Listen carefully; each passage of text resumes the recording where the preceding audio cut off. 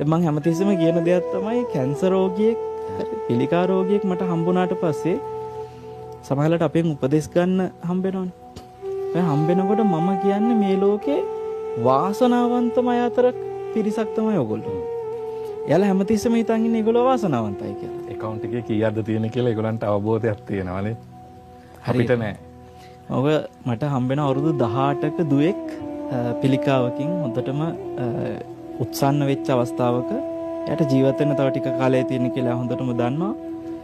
මේ දරුවා ගොඩාක් තැන්වල අම්මලා තාත්තලා එක්කන් ගිහිල්ලා සනීප කරගන්න විවිධ දේවල් කරලා සෙත් සාන්තිය එක එක ඒවා කරලා දැන් මේ දරුවාට යන කිසි තැනක් ගැන කිසි විශ්වාසයක් නැහැ. ඇයි කිසි තැනක ගියාට සනීපුන්නේ නැහනේ. දැන් මම මගේ ළඟට දුර ඉඳන් ආවේ මේගොල්ලෝ. මං අහුව පුතේ ඔයාට මොනවද මගෙන් වෙන්න ඕනේ? හොඳට ඉගෙනගත්ත කෙනෙක්. ලස්සන ළමෙක්.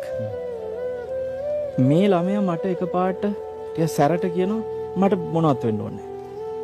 මම බැලුවා මම මේ බලෙන් උපදෙස් දෙන්නද? මෙයා දැන් මේ ඇවිල්ලා තියෙන්නේ. මට අම්මා කිව්වා වෙලාවේ සන්නස මම මෙයා බලෙන් අපි එක්කන් ආවේ. එයා එන්න බෑම කිව්වා. මම හේතුව හැම තැනම ගිහිල්ලා දැන් එයාට එපා වෙලා.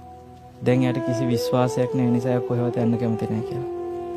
මම කිව්වා පුතේ ඔයා අනිත් හැමතැනම කිව්වාගේ කය සනීප කරගන්නනේ. හැබැයි මම ඒව කරන්නේ නැහැ. මට ඔයාගේ කය සනීප කරන්න පොඩ්ඩක්වත් මම පොරොන්දු වෙන්නේ නැහැ. හැබැයි ඔයාගේ අසනීප වෙලා තියෙන කය විතරක් නෙමෙයි පුතේ. ඔයාගේ කයත් අසනීපයි හිතත් අසනීපයි.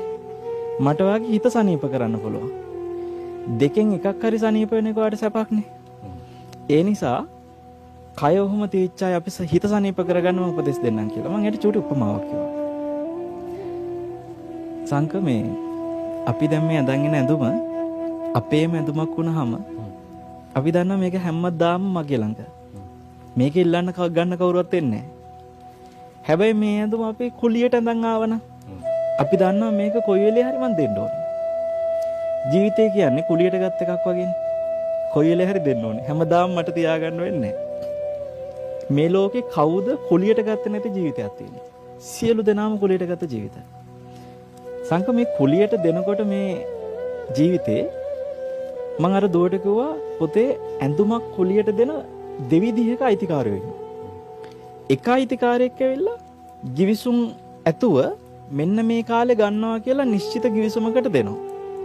තව අයිතිකාරයෙක් ඉන්නවා යා කියනවා ආට ඕන විදිහට පාවිච්චි කරන්න මට කැමති වෙලාවෙ මම ගන්නම්. මට ඕන වෙලාවට ගන්න. මට ඕන වෙලාවට මම ගන්නම්.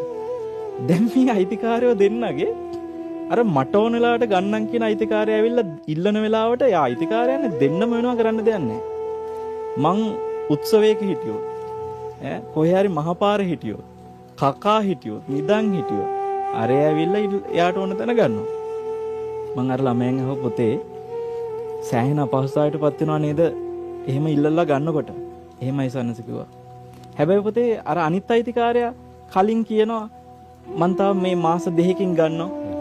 එතකොට එයා කියනවා ඔයා එතකන් වෙන ඇඳුමකට ලෑස්ති වෙන්න. සූදානම් කරගන්න. පුතේ ඔය අයිතිකාරයෝ දෙන්නගෙන් අපිට සැප දැනෙන්නේ සතුටක් හිතෙන්නේ අපි අපහසුතාවයටපත් වෙන්නේ නැති අපිට හොඳයි කියලා හිතෙන්නේ කොයි අයිතිකාරයද කියලා මං අහුවා. සන්නසර කලින් කියලා ගන්න කෙනා කිව්වා. මං කිව්වා පුතේ ඔයාටත් ඒ අයිතිකාරයා ඉන්නවා මටත් ඒ අයිතිකාරයා ඉන්නවා. මේ අම්මා තාත්තා මේගොල්ලෝ ඔක්කොට මේ අයිතිකාරයා ඉන්නවා. කොයි වෙලේ හරි අපිට මේක දෙන්න වෙනවා පුතේ. හැබැයි අපිට තාම කවුරුත් ඒ අයිතිකාරයක් කියලා නැහැ. කොයි වෙලේ ගනීද දන්නේ නැහැ. ඔයාට තව මාසෙකින් ගන්න ඉන්න වෙන්න පුළුවන්. මගේ හෙට ගනීද දන්නේ. අද ගනීද දන්නේ නැහැ පුතේ. එතකොට ඔයාට එහෙනම් හොඳ අයිතිකාරය හම්බෙලා. දැන් මේ අයිතිකාරය ඔයාට පණිවිඩය දීලා ඉවරයි. කොයි වෙලේ හරි ගන්න එක ගන්නවනේ. මෙන්න මේ දවසේ ගන්නවා. මේක කාලය වෙනකොට ගන්නවා. දැන් පුතා එහෙනම් මොකද කරන්න ඕනේ? අලුත් එකට ලෑස්ති වෙන්න. කොච්චර වටිනවද? ඔයා දැන් සම්පූර්ණ ඔය කතන්දර දැන් ඔයා තැන් ගොඩක ගියා කිව්වා. කය සනීප කරගන්න. හරි ගියේ නෑ එන්න වැඩි වෙනවා ඒක. ඔය කියන්නේ ඔයා මෙච්චර කල් මහන්සිලා තියෙන මේ ගණ්ඩ හදන ඇඳුම තව ටිකක් කල් තියාගන්න දඟලපු එක. දැන් ඒක ගණ්ඩ හදනවා නම් කොයි වෙලේ හරි ඔක දෙන්නත් වෙනවා නම් පුතේ ඕන්න ඔහෙ තීලා දාන්න. හරි? ඔයා දැන් පාට තියනවා පීරියඩ් එක. ඔයා ලෑස්ති වෙන අලුත් ඇඳුමට. මන් දෙන්නම් ඒකට සැලැස්ම. සංකේයට වැඩි තේරුණා. එයා තේරෙන ළමෙක්. එයා එතනින් එහාට තනිකර ජීවත් වුණේ මගේ දෙන සැලැස්මට. එයා ඇවිල්ලා භාවනා කරනවා. අමාරුවෙන් එංග තියන් ඉන්න බෑ එක විදියකට. අමාරුවෙන් එයා භාවනා කරනවා, ධර්මය ඉගෙන ගත්තා. එයා දැන් මේ වෙනකොට ජීවිතය අතහැරලා. සංක මන් දන්නවා එයා අනිවාර්යෙන් හොඳ ඇඳුමක් ගන්න ඇති. අනිවාර්යයෙන්. සහ දැන් මෙහෙමනේ. දැන් දෙවියන් අතර බ්‍රහ්මයෝ අතර හොඳ කල්යාණ මිත්‍රයෝ ඉන්නවා. විශාක වගේ, අනාථපිණ්ඩික සිටුතුමා වගේ බුදුරජාණන්සේ ඇසුරු කරපු අය තද එහෙ. දැන් මම මේක අහන අයව එහෙට යවන්න නෙමෙයි. මම මේ යෝජනා කරන්නේ අර වෙලාවේ පීඩාවෙන් ඉන්නවට වැඩිය හොඳ නැද්ද?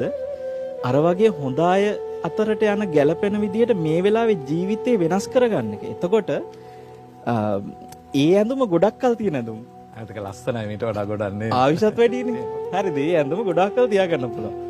ඉතින් එච්චර වටින chance එකක් තියෙන අවස්ථාව හිතාගෙන ඉන්නේ මේ කැන්සර් එකක් හැදුනට පස්සේ අපි මහා වාසනාවන්තයි.